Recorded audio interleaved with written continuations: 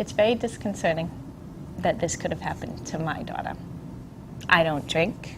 I never have booze in my house. And this happened to my daughter. You just never know.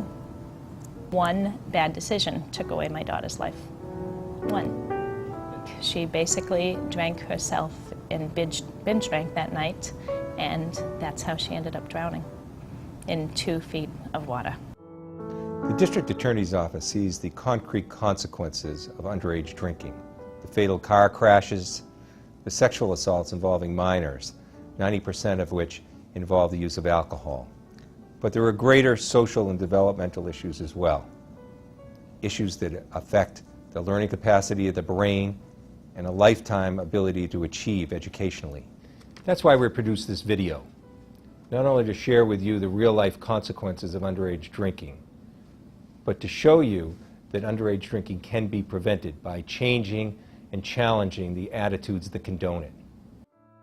I spoke with Taylor about everything, and I honestly can sit here and tell you that I didn't know she was drinking as much as she was. A lot of parents, I think, really do believe that they're talking to their children about alcohol. I think sometimes what we think as adults we're saying to kids might not be how they're hearing it, but we also don't want to inadvertently send them the message that it's okay to drink. Kids are very sensitive to what they have access to. When you think about the availability of alcohol in your own home, having easy access to alcohol is a big risk factor for them for drinking.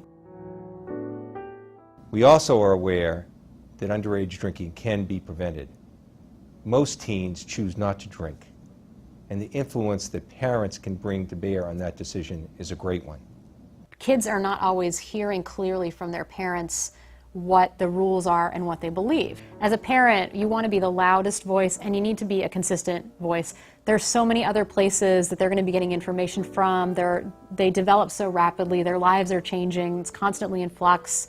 So it's not enough to say something once, but then also to really continue to challenge your child if they're saying to you, everybody's doing it, to try to understand, what does that really mean? Is everybody really doing it? You know, the majority of teenagers in that high school population, in fact, aren't drinking alcohol at all. Teens believe that all their peers are drinking when in fact that might not be the truth. The facts in Massachusetts about teen drinking are that 46% of high school students have had a drink of alcohol in the 30 days prior to the survey.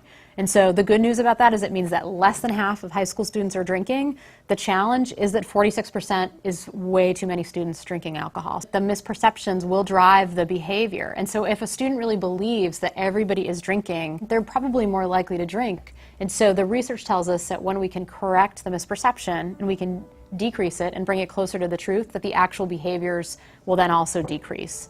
And then the approach is to really educate folks and to kind of saturate the environment with the truth.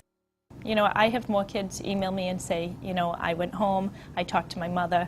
I've had more parents call me and say, I learned more about my daughter after you left my school. When you survey students and you ask them about where they are getting credible information about alcohol and drugs, they often will cite parents as one of the top, if not #1 source. So of all the factors that enter into having someone not participate in the dangerous activity of underage drinking, the parental influence remains #1.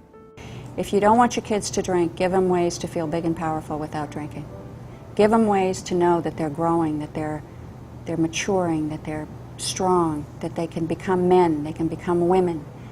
If we don't supply them the opportunity to do it, they're going to find how to do it themselves.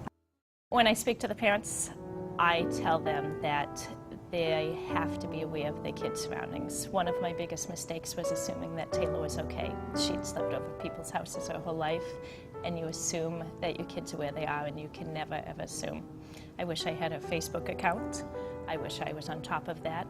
I never would have thought her friends would have been the reason, and she would have been the reason that this could have happened to her. Privacy for teenagers is overrated. Don't be disrespectful of them, but had I been in Taylor's room, I probably would have been more aware of what was happening.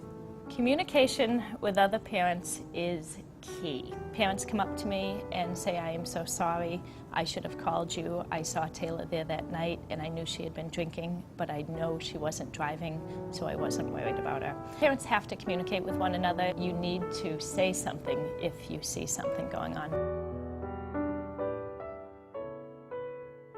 Not only should we be worried about underage drinking from a criminal standpoint, but also from a health standpoint.